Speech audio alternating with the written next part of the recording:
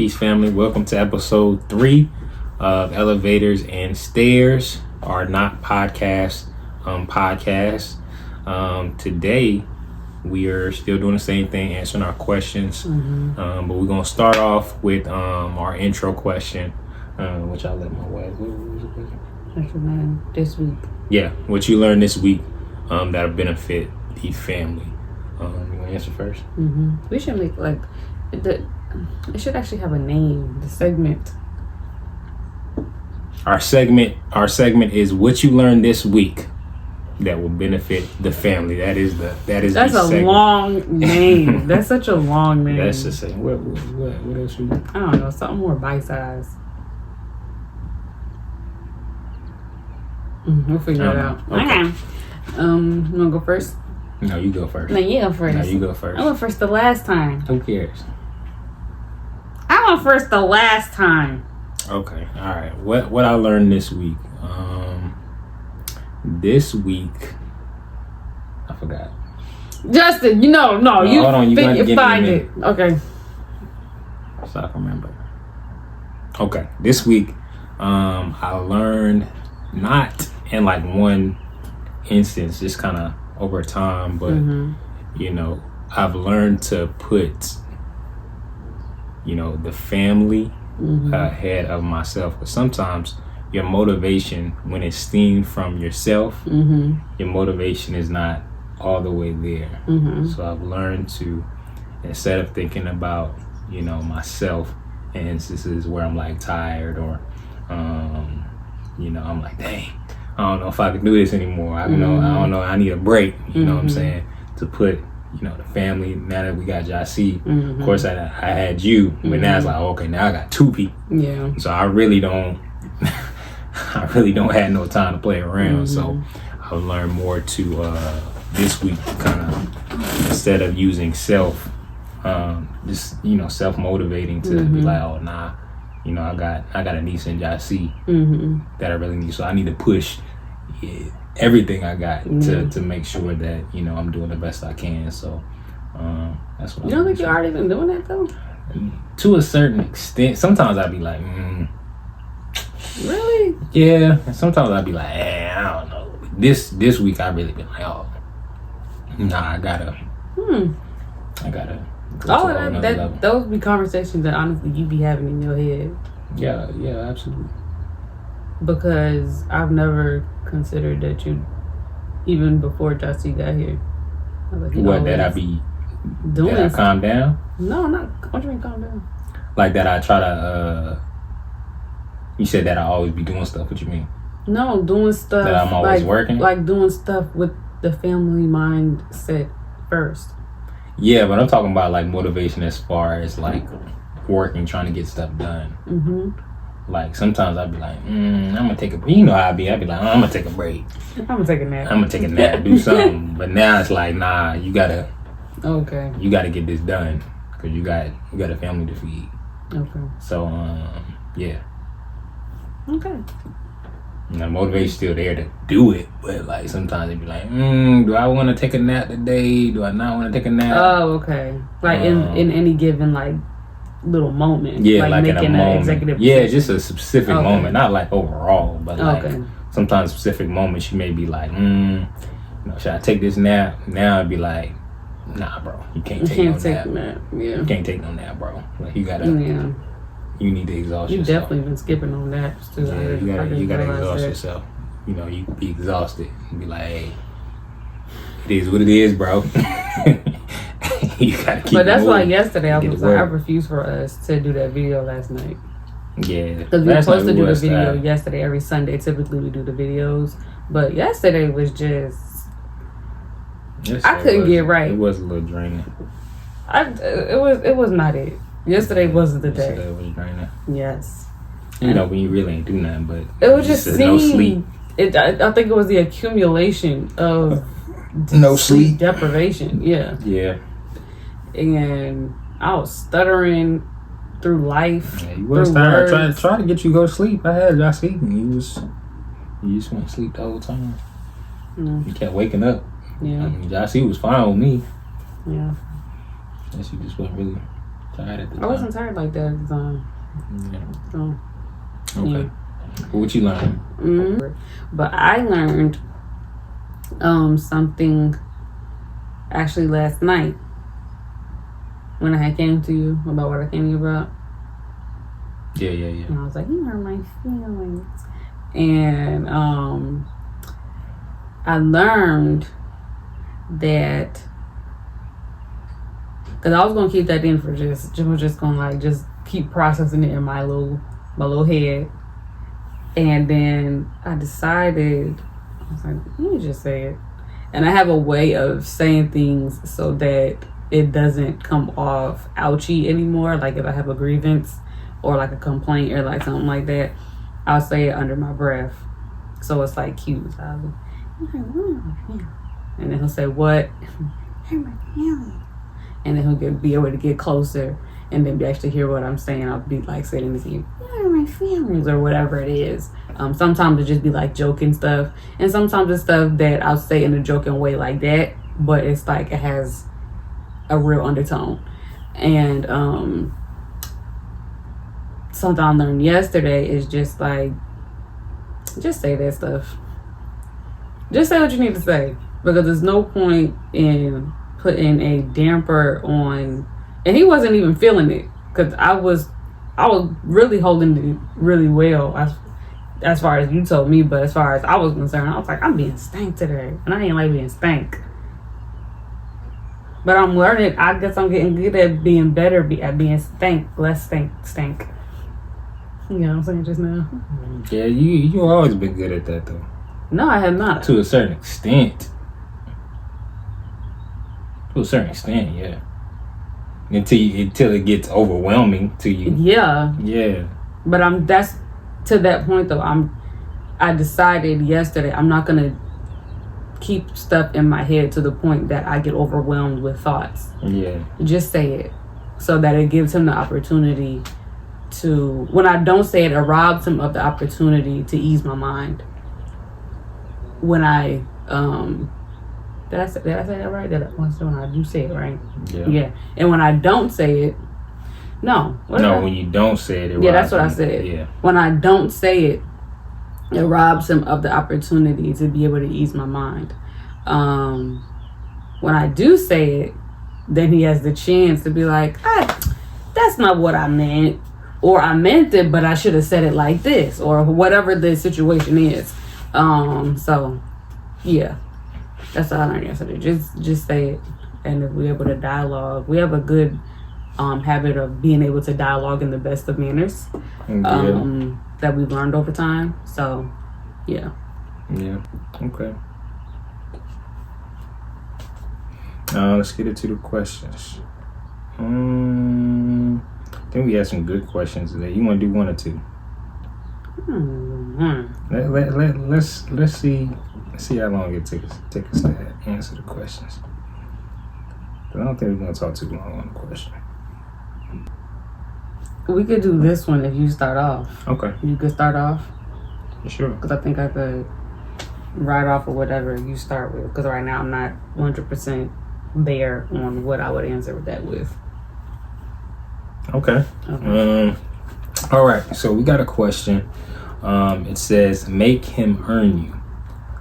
What exactly does that mean? Is it different for everyone? I would say, for one, make him earn you. We have a good, I would say, word that brings it into sort of aspect. That brings it into perspective, which is qualify.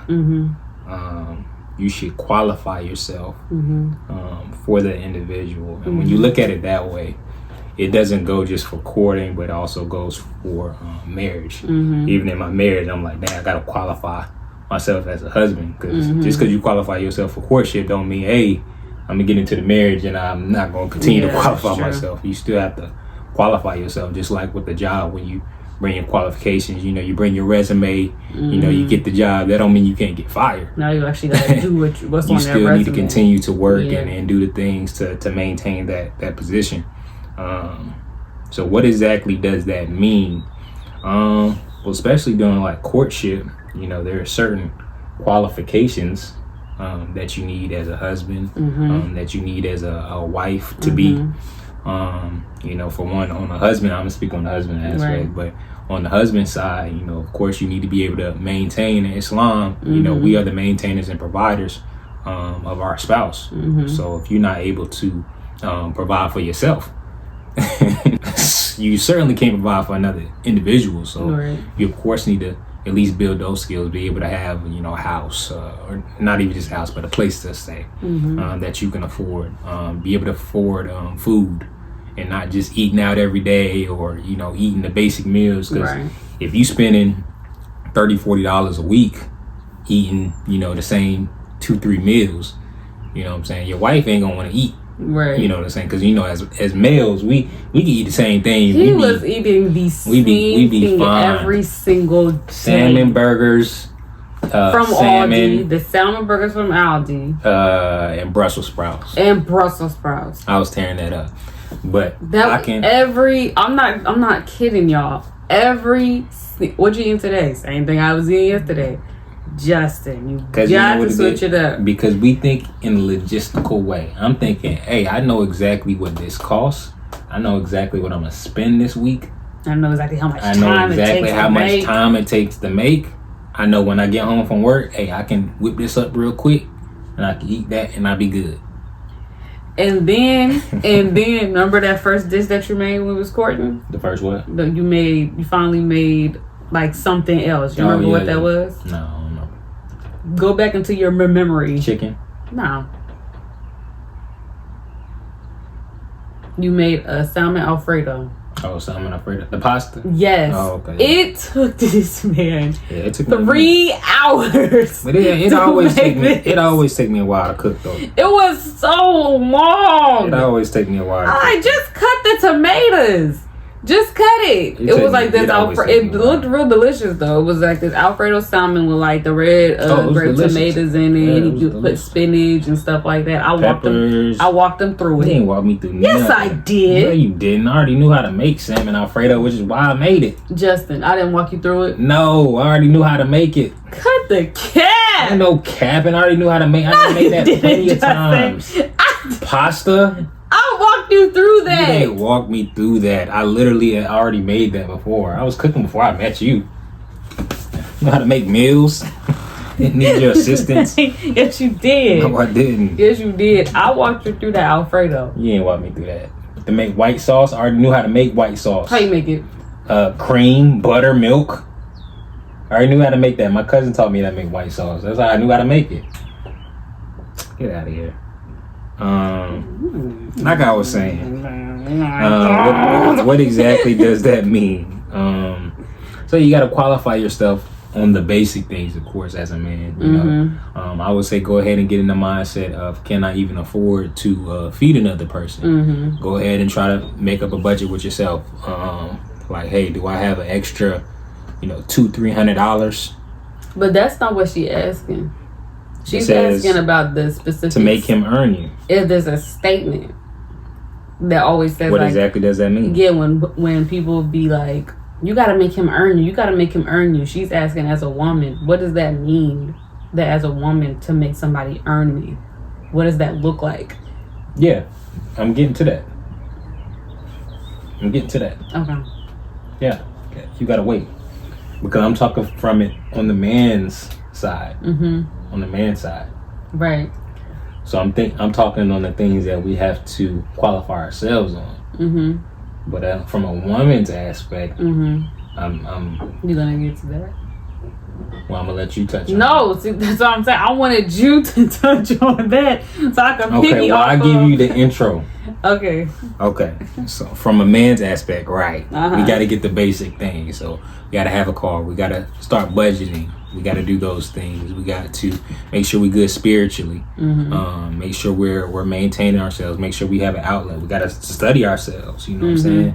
Make sure we don't have any issues that may come up in a marriage. Of course, you're still gonna have issues, but at least deal with it in a way that when you come into the marriage, it's not very apparent that you have not dealt with that issue. You have not dealt with it's coming up Yes. Early on. So at least try to deal with those things beforehand, and at least be able to bring that up during courtship. Hey, this is something I'm dealing with. I'm still working on.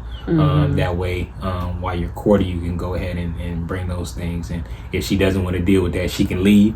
But you at least give her that option, and it's up front, and it doesn't come up in marriage counseling. Hey, he never brought this up. She never brought this up. You know what I'm saying? So you want to bring those things up early on. But those things come up, right, is what I was saying. These things come up, when you're thinking about courting. That way you can bring that up. Of course, in the application, when we submit our papers, we should have these things, but we may think we have those things. You gotta specify papers for the people when out we there put in papers. Watch our last episode. Watch our last episode. When you put in papers to court in the Nation of Islam, there are certain questions that we ask. One of the basics is like salary. Where are you working at? Do you have a full-time job? Where are you staying? Things like that. Just the basic qualifications as a husband that we need to make sure that when our wife comes in, we already have a place to stay. Right. We're not staying at our parents' house and bringing her into that. So just those basic qualifications. But to make him earn you as a woman, right? You all have the power to push us to do certain things, and sometimes we don't see what we need to work on. Okay. So you all can bring that up. Hey, you don't have no car, bro. How we gonna get around? How we going to the mosque? But you may like that, car. right? You may like that individual, but if you say, hey, let's go ahead and push for courtship, and he ain't got none of those things, he's still staying at his mom's house. He don't have no car. He don't have no job. You know what I'm saying? But y'all push for courtship. That's not a good idea, because that's already setting you up for failure in the courtship. So, if that is something that you all, have an inkling for, you should push that individual. And if he really cares about you and wants to pursue that courtship, then he'll pursue those things. Like, oh yeah, I need to work harder. I need to go in and try to get me a place of my own, get out my parents' house. I need to go ahead and make sure I have a car so that, me and my wife can get around. I need to make sure that we are secured. I got insurance. I need to make sure I got those things. Riding legally. I need to make sure I have my car insured. That way, if we get in an accident, we good. When you get in that courtship, he should already have those things. So if he doesn't, I really like each other, because that definitely can happen. Yeah. You're not all the way there yet, but you can say, hey, why don't you get those things first, and then we can talk about courtship. But that's to make him earn you. So don't get in there and be like, oh, I didn't know he ain't had no job. I ain't know he was staying at his mama's house, or he ain't had no car. No, you knew those things. You knew that beforehand. He ain't had no job when y'all was y'all in court. You ain't asked no questions. Exactly. So don't that way you don't get into the marriage and you just now bringing that stuff up, but you already knew. Right. So to make him earn you, you have to make sure that he's working on those things, and you should know that as a woman, that he should have these things before you get married. So you need to push him to do those things. Because otherwise, some individuals we may be like, oh, we cool, we good. We can stay at my mama's house. We can stay there. I got a whole room. She can make dinner every night. You ain't even got to worry about cooking. My mama cook. My mama knows exactly what I like anyway. You ain't got to worry about that. My mama can cook for us. You know what I'm saying? So you may have an individual like that, but you gotta get him out of that mindset. Like, nah, bro, I don't want your mama cooking for us. Yeah. I want to be able to cook for my husband and learn what exactly he likes and his palate and stuff like that. That's something that I want to do as a wife. So you got to push him to do those things, to think outside the box. Because in a marriage, the good thing about having a spouse is they bring another perspective. Yeah. To the marriage. So it's some things that we may be thinking totally different on, but you bring that up and now it's like, dang, you know what, I gotta, she's right on that. I need to push those things, but you have to push the envelope on that and bring that up in the courtship or prior to the courtship to make him work on those things.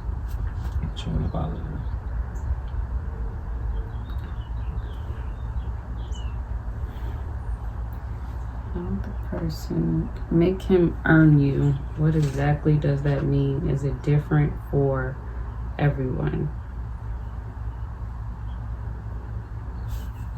So oftentimes, and I know this young lady that asked the question, and I know like why she was asking it, because we hear it all the time. You gotta make him earn. You gotta make him earn. You gotta make him earn. You gotta make him earn you. And the thing that comes up in my mind is that anything that I had to do for anything that I could get cheap, I'm not gonna work hard for. And it goes back to what my husband was just saying. If all he, even honestly, even if all he needs is a car and a home to be able to marry you, that's not enough. Yeah. That ain't enough. Absolutely. You're gonna need more than a place for me to stay in, a car, and a job that could feed my belly. You're gonna need some sense. Mm-hmm. Like, that's why I was saying basic qualifications. Yeah, those just basic. You trying to get in, you ain't got the basic qualifications. Yeah, it's like, come on. It's like it's real bad. It's real bad. But the earning piece, oftentimes we can see it as like we could use that in a term of kind of being aggressive. Earning and I what? see that as women.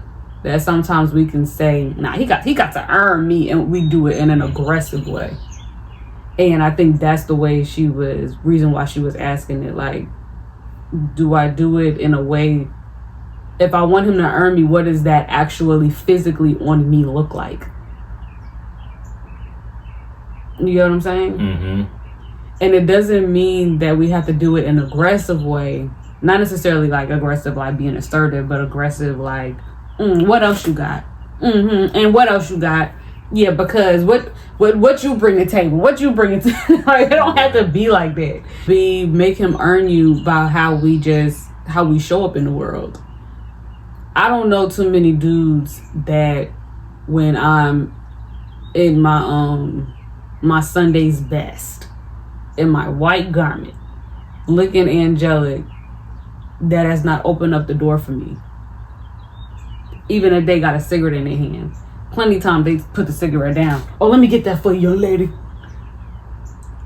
Because there's something about just mere presence of being able to show up and I'm looking. Muslim woman. Exactly. You already stand out. Already stand out. And even if I'm not a Muslim woman, showing up as a woman that respects herself. Mm-hmm. Like just being respectable.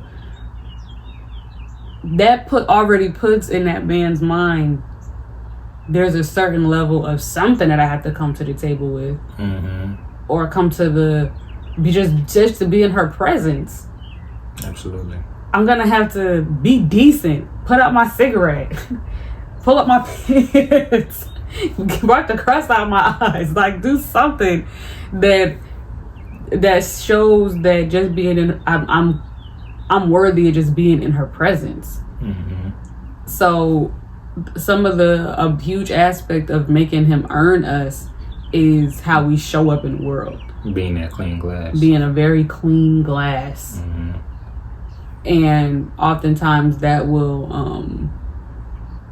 when we talk, that desire feeds the will. He has a desire to be with a woman, but does he have a desire to be with a righteous woman? Mm-hmm. Well, showing up as a clean glass pulls his desire to be with a righteous woman and feeds the will. Like, hey, and I need to do things for her. I saw this thing the other day where it said that it was some podcast, and the dude was it was like 2 young black men and maybe like 3 black women, and he had said that men love more authentically. And he said men? Yeah. No, hold your peace. So, and immediately the woman was like, what are you talking about? Men love more authentically? And he said, no, hear what I'm saying. He said, as women, y'all were raised basically on love.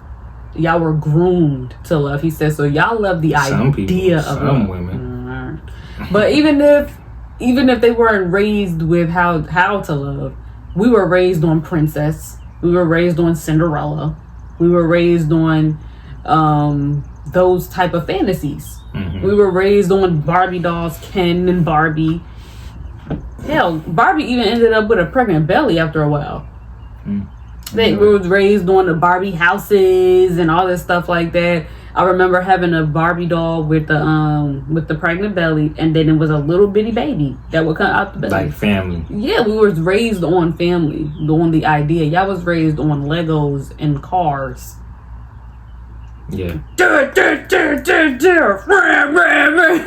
We was raised on, hi, my name's Barbie. But really, we're saying, hi, my name's Anissa. Hi, my name's whatever the boy's name that I made it back then. Mm-hmm. So we already looking at Barbies and everything as ourselves. We're not looking at it as a toy. This is real life to us. Mm-hmm. So, saying that to say, he was saying like we were already groomed to love the idea of love, and most women just put anybody in that spot that could fit there. I was like, dang, that's facts. We already there in our mind. We start there. Look at Layla.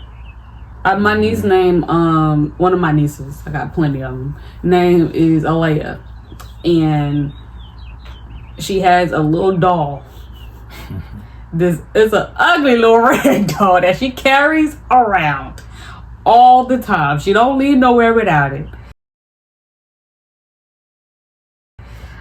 We had to go late to a wedding because my mom left her doll here, and she was like, you got to get that doll. Alea's 1 year old.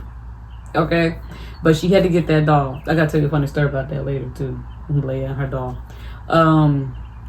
But we're groomed on that as like little babies. Mm-hmm. She looks at Jossie and that's my baby. You're still a baby. Mm-hmm. So by the time we 5, if we starting off that as little, damn near infants, by the time we're 5, where do you think we at? Right. By the time we're 10, where do you think we are? I guarantee your first kiss was not because you went 10 and she went 1. I mean, you went 9 and she went the extra 1%. No, absolutely. Your first kiss was somebody kissed you. That girl kissed you, didn't she? Yeah, absolutely. Damn right. Absolutely. Damn right. She tried to get with your boy. You know what I'm saying? She tried to get with your boy. You should have said I was your first kiss. That's what you should have said. Because that's a lie. That's a lie. That is a lie. But by the time we're 10, we farther. By the time we're 16, we already like, the next person I talk to need to be my husband. I said that. I was literally 16 years old. I said the next person I like needs to be my husband. Was not, but that's where my mindset was at 16. Mm-hmm. So by the time we're able to like really put somebody in that space, we so fed up at this point, like, hey, just put them there and I'll make it work with the idea that I have in my mind, because I've already figured out the second I saw you what our children gonna look like, this house we gonna be in. I've already pictured it. So I'm betrothed. I am wed. Mm-hmm. Men, on the other hand, y'all ain't thinking about that stuff. Y'all are not thinking about that stuff. He says we do in some ways. Hold your mule. He said so when a man loves, he used the different words. I'm not gonna use the word he said. He said it almost makes y'all angry. Like, dang, I love this girl. Now I have to do something because I love her. He said, because we already know that protection and provision is a part of our role. Mm-hmm. He was like, that's not a part of your role, so there's not a responsibility of that on you. There's a responsibility of protection, provision, and maintenance on us. That when we do like love a woman, like in real life, it's like, dang, I got to do something about this. I got to get this in order, got to get that in order. And he was saying that's authentic because y'all are not groomed on love. Mm-hmm. I think that would kind of be accurate in some way, shape, or form. Now you got a lot of dudes that fumble love's ball. I don't think that doesn't mean y'all love isn't authentic though. I don't think it's not authentic. I think it's a very pure love. I think that we don't have much discernment, which is why you have to make him earn you. The love that we have, I feel like, is the most purest it actually it can be. Yeah. However, because we don't allow a man to earn that pure love that we have in our nature from the very beginning of our time on this planet, then it turns into something else. And that's like we end up with bitterness and stuff like that. I don't think that our love is not authentic. Like I said, I believe it's very pure, but we don't oftentimes have discernment of knowing who is valuable for this. And not valuable. Who's qualified? Who's qualified to have something that's valuable? Yeah. Yeah, I agree. So that make him earn you. What exactly does that mean? That goes into discernment, though. That's why she said, "Is it different for everyone?" On the base level, it's not different for everybody. Every man should have a house. He should, or an apartment, somewhere to put you in. He should have a form of transportation. He should have money that he's making that is not being made illegally. He should, and something that's a consistent form of money. Like, you should know, like, where this money is coming from. You said maybe the things that you need to work on to qualify yourself so different. Right, for that specific woman. Right. So I may need reassurance. What did you saying? I need a lot of reassurance. That may be something that you need. It is something I'll be needing. I'll be needing reassurance. I may need specifically more communication. Somebody calm, because I grew up in a very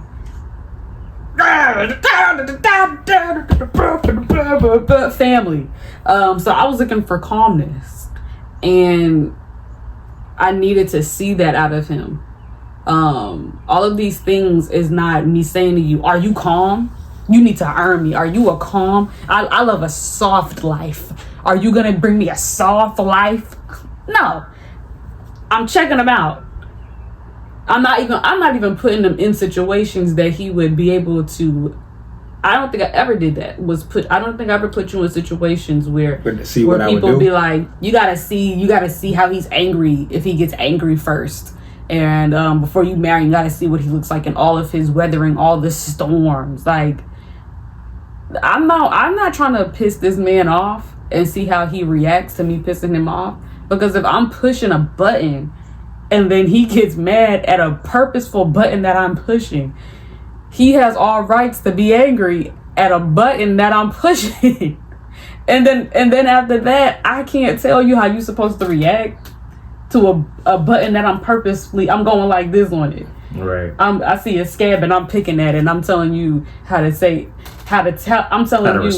respond. Don't say, "Hey, that hurts." You should say, "Hey, that hurts." Like, no, I'm messing with you. Right. That's not fair. But inside of courtship, or even just dealing with anybody, you asking the right questions, you having the proper conversations, those things are gonna come up anyway. Their temperament is going to come up. How they view women is going to come up. How they view themselves is going to come up. How they view marriage, even if they're saying I want to get married, doesn't mean that their view of marriage is the same as yours. How they view marriage, that's gonna come up. You let somebody talk long enough, that stuff is gonna come up. And that's another thing. Even oftentimes when we dealing with each other as women, we be saying too many words. Let that man do a lot of that talking, so you can hear what he's thinking. Because that's what we really want to hear. How you forming them thoughts? Right. We be trying to finish his thoughts for him because, again, we're in love with the idea of love. So we ain't really trying to hear you mess this up for us. Because a lot of times you let a man talk long enough, you messing it. Just close it. You gonna mess it up for us the more you talk. Idea what Golly. Let him talk. And then you'll see out of what he's saying and how it's followed up by action, if that's something that you want to deal with or not. The earning part is largely based upon your own boundaries, which is why it goes back to discernment. your boundaries and discernment are really in line. Your integrity, your dignity and pride, all of these things, that's based what you got up in here. And then from there, you checking all boxes. Does he qualify for that? Or does he qualify for that? If he qualify for that, does he qualify for that? And that's different for each woman. My husband may be a piece of work to somebody else. Absolutely. But to me, he's fantastic. And other women's husbands, I'd be like, I don't know how you deal with your husband. Ugh.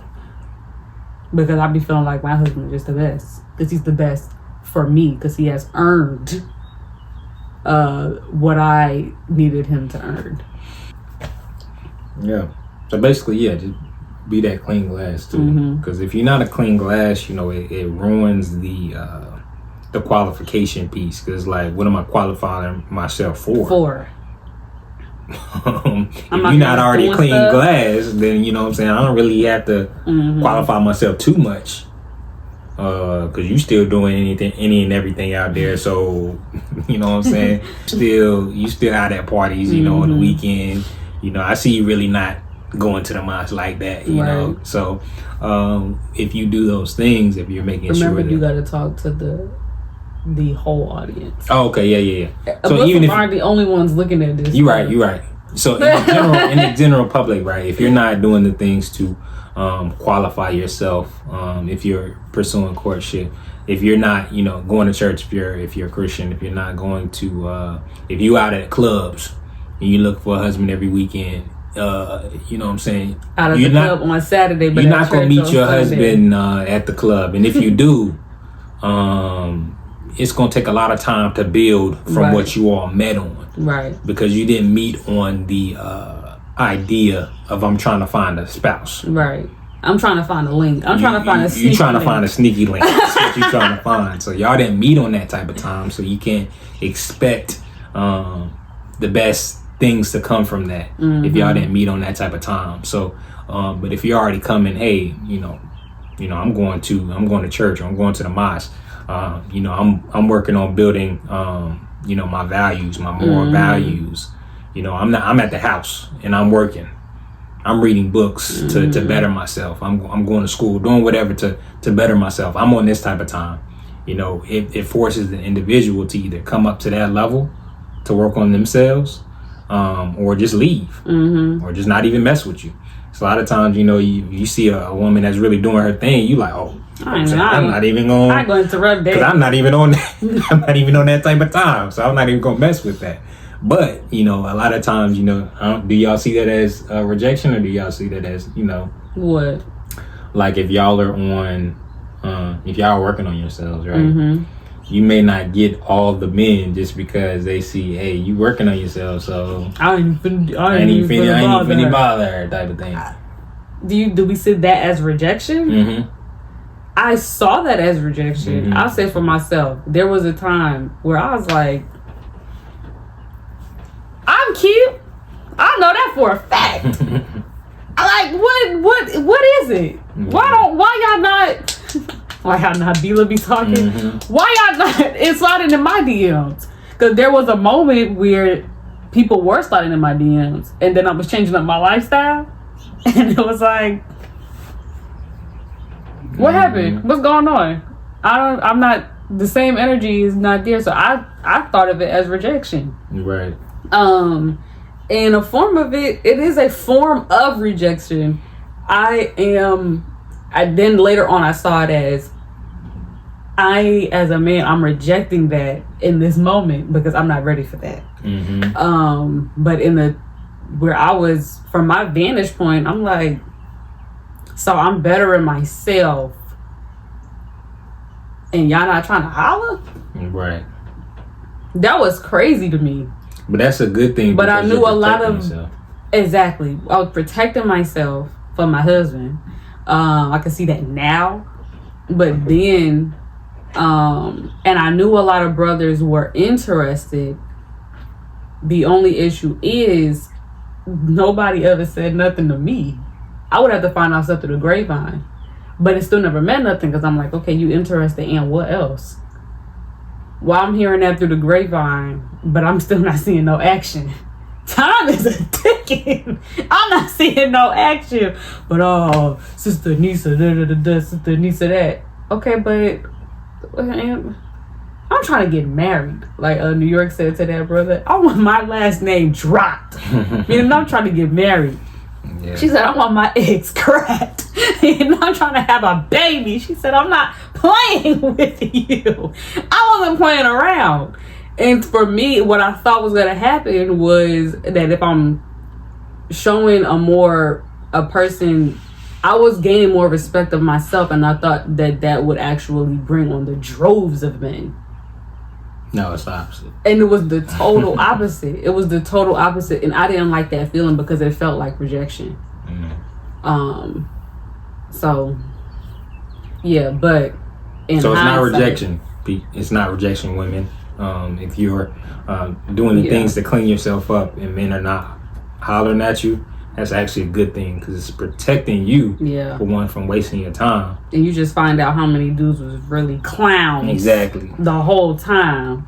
Because then the more you clean yourself up, the more men who are not clean will be like, you know what I'm saying, I ain't gonna touch that. But a man who is already cleaning himself up, is already clean, is gonna be like, hey, I think I'm clean enough to and baby, it be because now you got me spinning. What? And it be the very dude, for y'all out there, it be the very dude that been pressing you for months. Been pressing you for months. All of a sudden, it's like, where you at now? Twin, where have you been? You've been pressing me all this time. And then they start disappearing on your behind. It feels like rejection. But if you know you getting your life together, like my husband said, it's not rejection. Right. Because real men about that action. About it. We gonna put it in papers, and we gonna come get it. Yeah. So you know what I'm saying? If a real man loves you and well, not love you at the time, but he's like, oh, desirous of seeing if you can. I think that's my wife. You know what I'm saying? He's going to do the things that he needs to do, and there ain't gonna be no questions about it. Oh, you want to court? Boom. Hey, paper signed and dated. We send it off. We ready to do it. You out? If you're not courting formally, outside the Nation of Islam, then he's pursuing you. He's like, hey, let's make time. Stop hitting that table. You see that thing? I'm sorry, I'm trying to be aggressive. I'm sorry. Hit your leg. But yeah, he's trying to do the things to qualify him. Hey, let's go out. Let's go on a date. Let's get to know each other. Mm-hmm. Let's. He want to do stuff to move out all them other niggas. Right. Hey, them other dudes that's playing around. He hit you up. Hey, what you doing? You trying to go out today? You trying to make sure you don't have no other plans this weekend. No time for no other men. No, let's hang out this weekend. I need to make sure you're not with anybody else. This weekend. You know what I'm saying? So if he's doing those things, then he's actually trying to pursue you. Mm-hmm. So because your boy was on me. Absolutely. He was on me. Absolutely. Every now and again, I'm like, we got to stop talking so much. And here he comes. Talking to me. We did that a couple times. Yeah, we did. And he just could not stay away. Oh, now I got his baby. Oh my God. She couldn't stay away either. Y'all don't understand how strong my will is. Get out of here. Get out of here. When I was trying to get out that phone, no, Justin, no, you gotta stay on the phone with me. Why you exposing me like this? Yeah. Like I'm a simp. You are a simp. I would say Google what discernment means, like the actual definition of discernment. Go down and find the root word of what discernment is. Like, search discernment, and then get some of that. Right. You gotta need that. I mean, at the end of the day, y'all always have discernment. Y'all just be ignoring it, right? You don't think so? I think y'all be having the interview. Y'all be knowing. I think after a while, you know what somebody said to me? What? Somebody said, it was an older man too. He was probably like in his 50s. Said this to me and another young lady in 2020. He said, y'all are born with intuition. He said, and every time you entertain no good niggas, that's what's his exact words.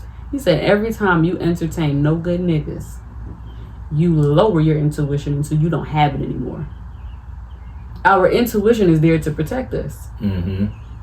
Whether you're male or female, that intuition, that gut feeling is there as the voice of God to say yes or no, left or right, up or down. The more we do things in opposition to that gut feeling, we lose the gut feeling. And then we just be out here doing stuff. Right. So I think that a lot of us right now, because we're talking to a different crowd, we in our we pushing 30.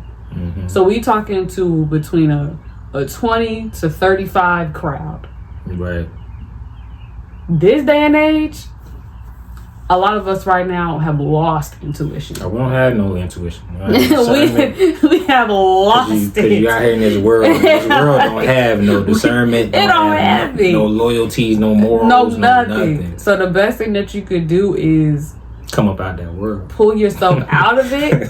Pull yourself out of it to be able to see it in all of its to be able to see it in full picture. Get out the smoke and mirrors, because it's easy to get caught up in the smoke and mirrors. Sometimes you gotta seclude yourself. We can say this from experience. Yeah, we did. We both did seclude ourselves. COVID was a good time for a lot of people. Yes. A lot of people was like, "Hey, I need to get myself together. I need to," and a lot of people was like,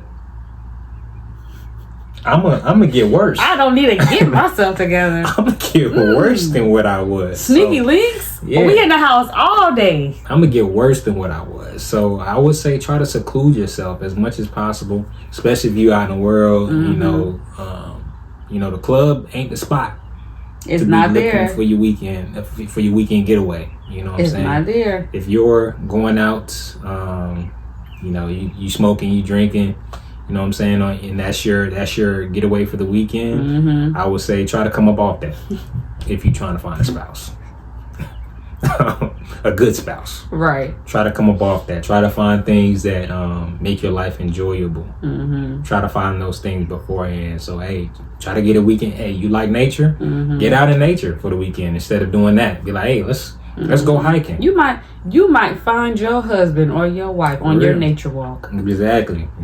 Try to do something that's beneficial, that'll make your life better. Hey, read a book. If you're struggling financially, try to find a course or something that's going to help you make more funds. Try to read a book that's going to give you more knowledge to better yourself. You know what I'm saying? If you're doing those things, rather than doing the partying, because I know that stuff it's cool, it feels like it gives you some happiness at some point, but all in all, it's just making you depressed, because then you just using that as a crutch to get through your life. You're like, oh yeah, I need to go party and drinking this weekend, so I can go to work on Monday. But really, it's just making you more depressed, because you're like, dang, I gotta go to work on Monday. I gotta go to work on Monday. My life is still where it was yesterday. But if you focus more on bettering yourself, getting better wherever you feel like you're struggling, because it's different for everybody. You may not be a party. You may be like, that don't apply to me. I don't even go outside. You may not be a partier, because everything right now is I'm an introvert. I'm an introvert. Everything. That's the vibe on Instagram right now. Is nobody likes anybody, hates everyone. You may have a different crutch. You may watch anime all day. You may be on the game all day. That's still whatever you doing. Whatever you doing, and you feel like because you stuck or you're going in that depressive state, like, hey, there's something I need to be working. That's God telling you need to be working on that thing. Yeah. So the more you keep ignoring that thing, whatever you need to be working on, the more depressed you're gonna feel. Yeah. So try to get up off whatever that crutch is that you're leaning on, whatever that is, and try to figure out what you need to be working on and get to work on it. Yeah. Get to work on it, because the more you work on it, the better you will feel about yourself, and you'll feel more qualified for the right spouse as well. Yeah. I would say for us, we were both at that point where we were working on something. We were working on ourselves, spiritually, mentally, financially, doing those things. And when we met on that type of time, it made our courtship a lot better, because we were both already working on ourselves. We're like, hey, we can't fall back on this courtship. We can't go outside the guidelines, because we already had got to a point where we were past that. Mm-hmm. So we working on this. So we were up here, yeah. rather than starting from down here, from the bottom, and y'all falling off doing other things and still trying to get it. It makes the courtship a lot harder. So go ahead and get to work on yourself. Yeah, build up the self-esteem, build the knowledge yourself. Yes, your knowledge of yourself, how you feel about yourself, things that you say to yourself. Listen to yourself think, and if most of your thoughts are negative thinking, the reality is that everything around us is even how we set up our rooms and other people is that can tell you a lot about yourself. What? Mm-hmm. What? I was saying them words. Oh, go ahead. Go ahead. The things that are around us, even how we set up our room, the people that are around us, they are a depiction of what's going on up in here. So out in my statement off of this, say you have found yourself in a sticky situation with a slimy individual. You can do this, right? You could do a whole lot of this because granted that person is slimy. But I found that it was easier to, because like I said, we talking to a different type of crowd. They probably pushing 30 in their 30s, late 20s. Like you know what I'm saying? That they have found themselves maybe in a to hell with this place. I don't need to be dealing with none of this. Everybody sucks but me. So if you find yourself in that position, I found that it was best for me to, in order to be decent for my husband, and really not even just to be decent for my husband, I found him on, or he found me, we found each other on the road to striving to be decent. But in order to get some weight off of me, like I had to get some weight up off, and I had to take a huge chunk of responsibility and accountability for the mental space that I was in that would have slimy type of people around me, or just people that wasn't about it, whether male or female. Sometimes you just gotta take your L and be like, I'm gonna take this to the chin, take it to the chest, take it to whatever you gotta take it to, and stop worrying about, what they did, what they didn't do, they like this, they was like that, and that's why I'm like, well, also I'm like this, and maybe that's why they're like, because I didn't put out much that they needed to earn. So you gotta take your stuff, and being accountable does not mean that everything, because oftentimes we hear, so I'm supposed to, everything was my fault? No, everybody gotta take their piece.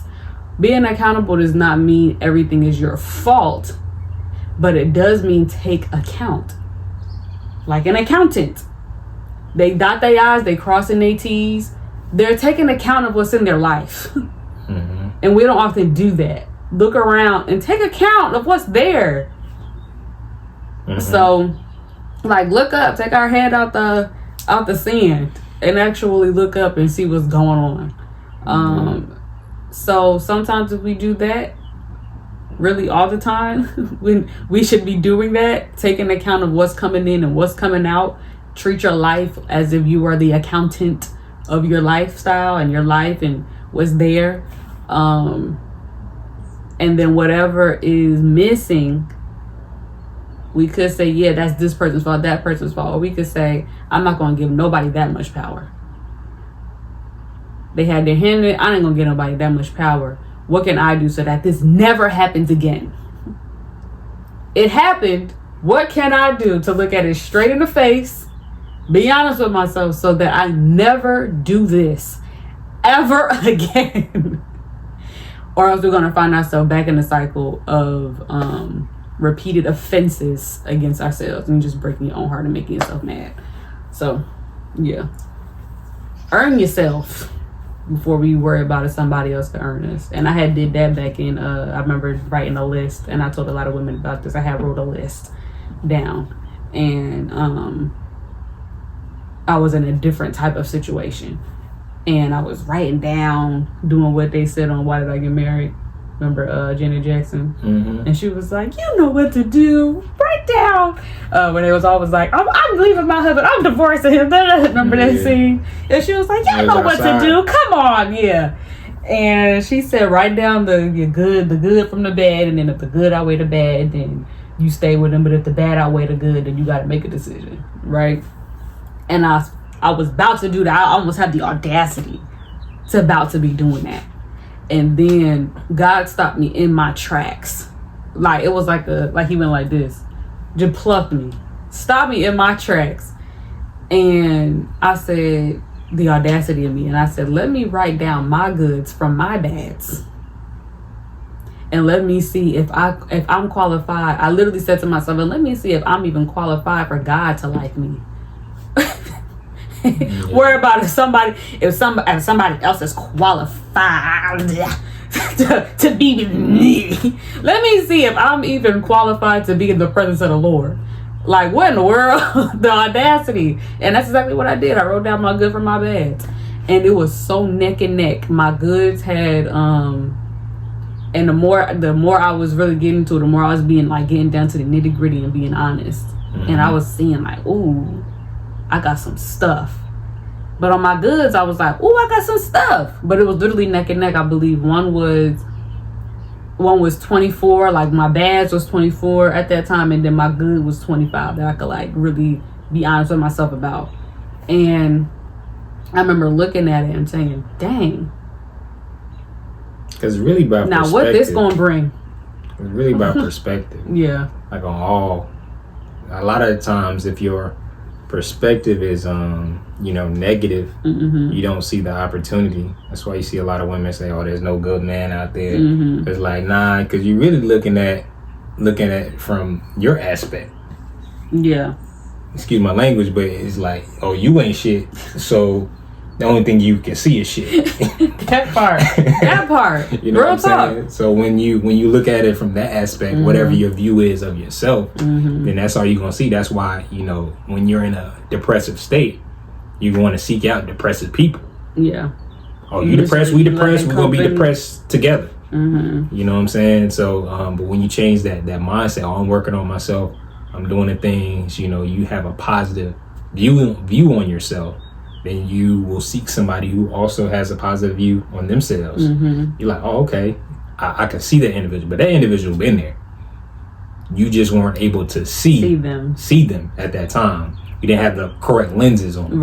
Right. So, and that goes with pretty much anything, even opportunities in life, right? When we don't see no opportunities, is because we think we ain't looking for the opportunities. When you change that lens, like, oh, there's opportunities everywhere. Mm-hmm. You know what I'm saying? You just have to put on the right lenses, and you're able to see the opportunities out there. So, yeah. I'm content. We getting on that. Hope we help. We done talked too long. How long has it been? It's probably been about 50 minutes. Damn. Too long. But thank you for coming to the episode 3.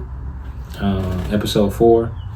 We'll have it out by Saturday, inshallah, God willing, next week. Mm-hmm. We sorry we didn't get it out by Friday this week, but we was tired, but we got it out this week. We did. It got out on Sunday, so we'll get it out next week. Episode 4, episode 3. So next this week? Episode will be coming out on Friday. Oh yeah, so this is episode 4. No, this is episode 3. Oh, this is episode 3. Okay, yeah, episode 3. Mm-hmm. Coming to you. Yeah. Episode 4. And by the time they're watching this, then by the time watching this, stay tuned for episode 4. Yeah. Stay tuned. Just keep watching. Subscribe, like, follow us on social media if you're not. Mm-hmm. Instagram, JNN or Drake JN Nazir _ My wife's is Ace Enna, ASE dot Enna, Mm-hmm. ENA, which is just. It's not Ashe. It's not I'm not Ashe, that going deep. Enna, Ace. It's my name spelled just Anissa backwards with a dot in the middle. So underscore. Ace Enna underscore. What's the underscore? Mm-hmm. Okay. Well, yeah. I fixed that on the thing that you made. Oh, good. Because I didn't know it was underscore. But yeah, follow us on social media for positive content, because we don't post none of that negative stuff on our end. And please, if you're commenting, please keep it positive and respectful. We don't do that over here. Respectfully. Respectfully. All right. Peace.